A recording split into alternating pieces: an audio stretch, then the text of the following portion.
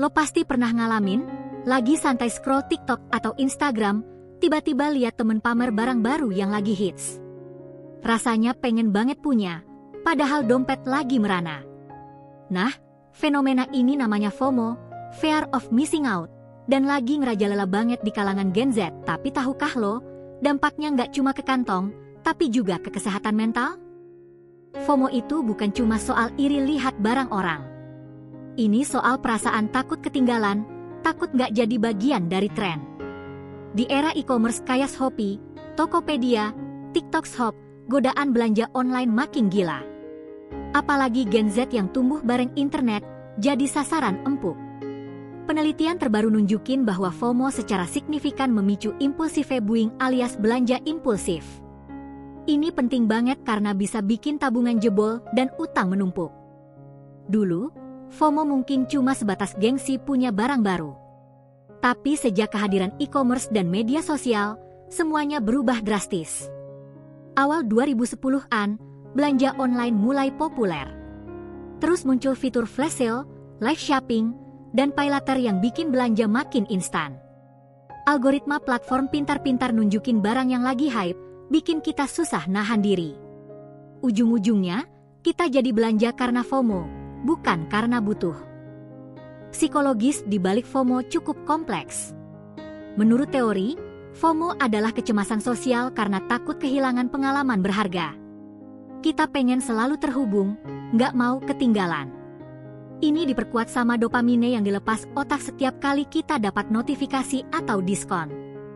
Platform e-commerce sengaja mendesain pengalaman belanja yang adiktif. Makin sering kita lihat barang trending, makin besar keinginan buat beli. Gen Z, yang notabene digital native, paling rentan. Penelitian dari Indonesia Economic Global sama Ixrer tahun 2024 nunjukin data mencengangkan. Dari 385 Gen Z di Jabodetabek, FOMO punya pengaruh signifikan terhadap impulsive buying. Semakin tinggi rasa FOMO, semakin besar kemungkinan belanja impulsif. Ini bukan cuma soal barang mahal, tapi juga barang murah yang numpuk. Hasilnya, banyak Gen Z yang punya banyak barang tapi nggak bermanfaat, dan tabungan justru menipis. Lebih spesifik lagi, penelitian dari UGM tentang produk kecantikan lokal di e-commerce nemuin hal serupa. Mereka survei 120 partisipan umur 18-27. Hasilnya, FOMO berperan positif dalam pembelian impulsif, meskipun perannya nggak terlalu besar. Tapi tetap signifikan. Artinya, faktor FOMO ini beneran memengaruhi, apalagi kalau ditambah fitur paylater yang bikin lo bisa beli sekarang bayar nanti. Padahal, itu jebakan. Banyak yang ngira FOMO itu cuma soal kemewahan atau gaya hidup. Atau dianggap sebagai alasan orang yang nggak bisa mengatur keuangan. Padahal, FOMO lebih dalam dari itu. Ini bukan sekadar gengsi atau nggak bisa menabung. Ini terkait dengan kecemasan sosial, tekanan dari lingkungan digital, dan kurangnya literasi finansial. Sayangnya, stigma itu bikin orang makin malu buat ngaku kalau mereka terjebak. Fakta sebenarnya, FOMO adalah fenomena nyata yang udah diakui secara ilmiah. Bedanya sama sifat konsumtif biasa, FOMO punya akar psikologis yang dalam. Orang yang terkena FOMO belanja bukan karena butuh, tapi karena takut ketinggalan momen. Ini mirip sama judi, karena sensasi, diskon terbatas, atau stok terakhir memicu adrenalin. Maka, perlu pendekatan yang lebih serius, bukan cuma dianggap lemah mental. Dampak langsungnya jelas, tagihan kartu kredit membengkak, paylater menumpuk, tabungan terkuras. Banyak Gen Z yang akhirnya terjebak utang konsumtif. Apalagi sekarang paylater gampang banget diakses. Belum lagi perasaan bersalah setelah belanja, yang malah bikin stres makin parah. Akhirnya belanja lagi buat ngilangin stres, lingkaran setan. Jangka panjang, efeknya lebih seram. Kebiasaan belanja impulsif karena FOMO bisa bikin pola pikir finansial berantakan. Gen Z jadi kesulitan menabung buat masa depan.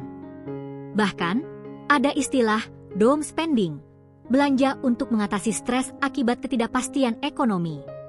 Unair dalam seminarnya bahas ini, Gen Z cenderung soft saving, prioritas menabung rendah karena merasa nggak ada jaminan masa depan. Ini bom waktu. Yang jarang dibahas adalah peran algoritma dan desain e-commerce dalam memicu FOMO. Platform sengaja bikin fitur countdown timer, flash sale, notifikasi, orang lain lagi lihat, dan lainnya.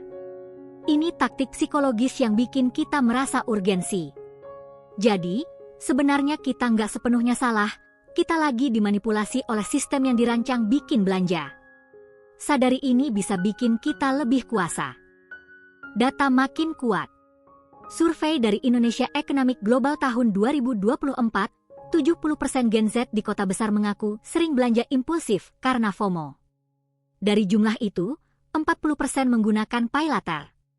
Rata-rata pengeluaran bulanan mereka untuk belanja online bisa mencapai 30% dari pendapatan. Angka yang bikin mikir, 1 dari 3 Gen Z punya utang paylater yang nunggak. Reaksi Gen Z sendiri mulai berubah. Banyak yang sadar dan curhat di media sosial. Tagar FOMO is real atau mindful spending mulai ramai. Para influencer keuangan malah bikin konten tentang cara ngelola uang di tengah godaan FOMO. Komunitas online seperti No Spend Challenge makin populer. Ini pertanda baik, tapi masih perlu dorongan lebih. Perdebatan muncul, siapa yang paling bertanggung jawab? Apakah platform e-commerce yang sengaja bikin fitur adiktif, atau individu yang harusnya bisa nahan diri? Banyak pakar bilang ini tanggung jawab bersama. Pemerintah mulai bergerak dengan aturan paylater lebih ketat. Tapi, edukasi finansial masih kurang.